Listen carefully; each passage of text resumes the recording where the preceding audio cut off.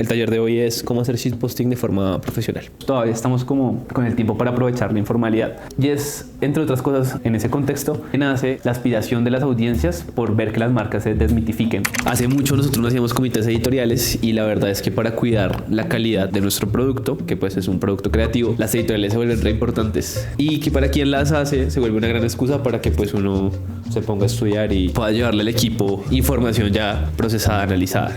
Saqué un par de cosas de este libro que se llama La conquista de lo cool, que lo vamos a ver hoy, pero hay otros libros muy ásperos para poder revisar eso, como este de MMC, ¿no? Para entender por qué las cosas se vuelven virales y toman significados.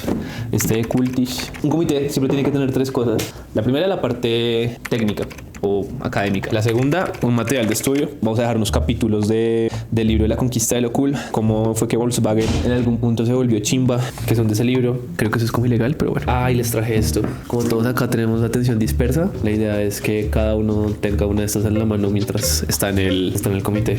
Esto es una sorpresa. Eso no lo han visto. Y el tercer componente que debe tener todo pues, comité es una dinámica. Entonces vamos a tener una dinámica que la van a ver en el blog. Hoy empezamos con cómo hacer shitposting profesional. Lo primero del por qué el tema del shitposting o por qué hoy, porque muchas marcas se están fijando en esto, es porque eso ya pasó.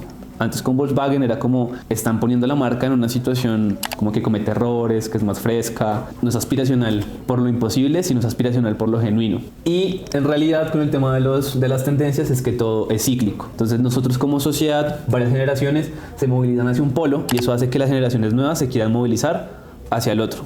Entonces vivimos una época donde todo era muy ritual, que igual es una necesidad humana, igual que la búsqueda del símbolo, igual que la necesidad de asociarnos de todo lo comunitario. Pues es un montón de generaciones que cargaron este polo, que hicieron que las generaciones que nacieran de ellos quisieran irse hacia el polo contrario. Una generación que apoya los valores de la formalidad o del protocolo hace que se cree un ambiente que es caldo de cultivo para una serie de generaciones que apoyen más la informalidad.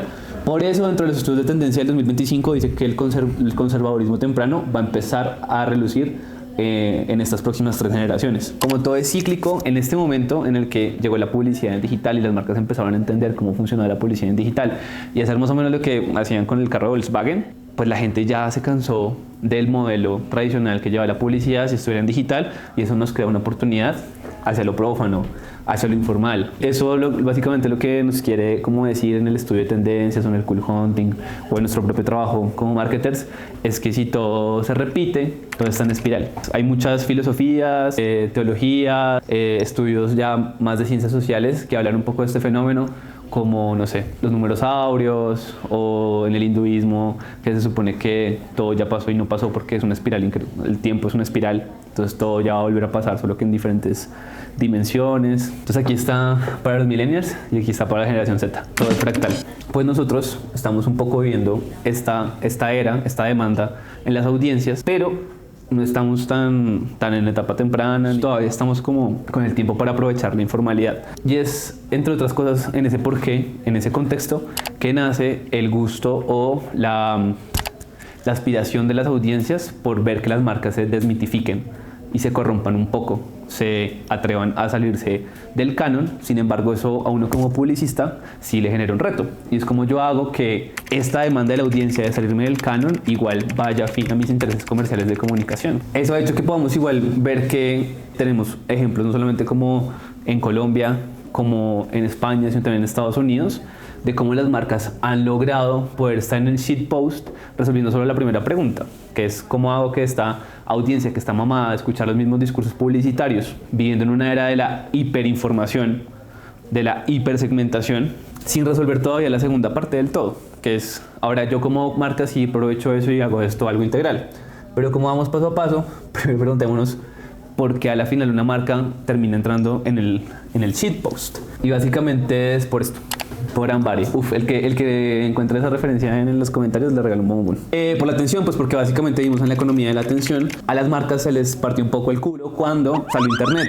porque ya no podían resolver todo a billetazos. Entonces la atención tenía que, en lugar de imponerse, ganarse. Pues muchas agencias tradicionales encuentran un reto en internet porque el modelo de ellos está acostumbrado a trabajar en un sistema donde tú resolvías todo a billetazos, porque los medios de comunicación masivos pues eran reducidos y eran pocos. Estaba radio, estaba televisión, periódico. En cambio con internet han tenido que igualar cargas con medios masivos como la televisión y la radio, donde ellos no pueden comprar 100% la atención de las personas. O sea, un episodio de Betty la Fea, ¿cuánta atención nacional había y cuánto podrían llegar a pagar para que alguien pudiera entender o saber qué producto o servicio había en ese momento? Hoy en día uno puede perderse el episodio de Betty la Fea y luego lo repito otra vez en Netflix y no pasa nada. Es por eso que la atención se ha vuelto un capital preciado para las marcas. No olvidemos igual que el contenido viral no es viral por los likes o los comentarios o los guardados, sino por lo compartible que puede llegar a ser el contenido. Aquí las marcas entonces empiezan en una sequilla de tratar de resolver este segundo punto de cómo yo estoy en internet igual sin dejar de perder que el recurso que yo estoy invirtiendo para estar en internet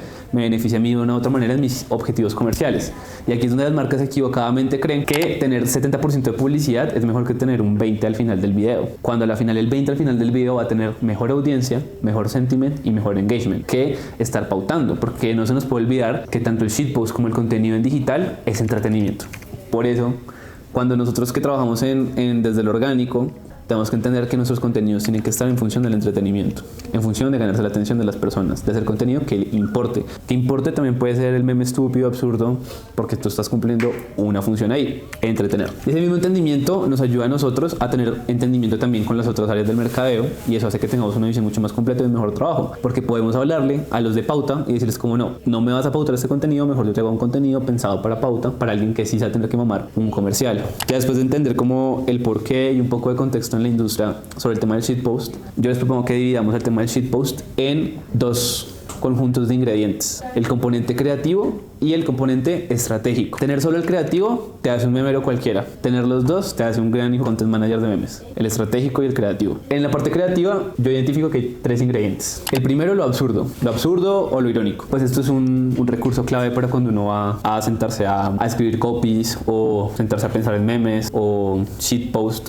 Y es que lo absurdo y lo irónico es el discurso con el que se manejan este tipo de contenidos. Lo segundo tiene que ver con lo que está ahora y lo que ya pasó. En lo que está ahora es la identificación de tendencias tempranas, que es, por ejemplo, poder saber qué meme es vigente o qué meme es fresco, qué conversación es vigente o qué conversación es fresca, qué símbolo es vigente o fresco, porque puede ser desde una imagen hasta un video, hasta una persona, hasta una palabra, hasta un sonido. Y lo segundo, que mira más hacia el pasado, es la cultura de internet, que ya ha pasado los años suficientes en internet como para poderlo llamar cultura, que es lo que ya sucedió, lo que ya pasó. Entonces para poder sentarse a ejecutar un buen shitposting, uno tiene que entender del absurdo y la ironía, de las tendencias tempranas y de la cultura de internet. Y esas son como las tres cosas que yo metería en la olla al momento de calificar o hacer un contenido de shitposting. Entonces está todo el requerimiento creativo, que el requerimiento creativo creo yo es más como una guía para los marketers que no han tenido ninguna aproximación al shitpost. La gente que tiene aproximación al shitpost, pues todo esto, más que de forma teórica, pues lo viven. Y en el requerimiento estratégico, que es más para el perfil del que es puro shitposter, pero centrando en la dinámica del marketing digital, hay dos cosas que debería tener el requerimiento estratégico. La primera es el argumento de identidad. Sí o sí tienen que pensar en el shitpost donde yo puedo decir si soy o si somos, porque le estás dando un código a una comunidad. ¿A cuál? O bueno, una audiencia, una comunidad, no, una audiencia. ¿A cuál audiencia? A la que consume ese tipo de contenidos y que entiende cómo es el código de ese tipo de contenidos. O el argumento de identidad en colectivo, que es entender los símbolos o los códigos de las audiencias a las que uno le quiere llegar, para que uno efectivamente diga, jaja, sí soy. Y lo segundo, en la parte estratégica, es el key message.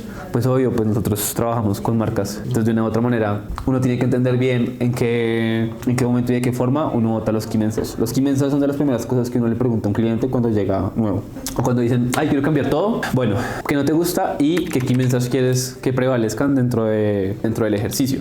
Porque a la final este tema del embudo me parece muy clave, porque entre más arriba del embudo esté, menos key message va a haber.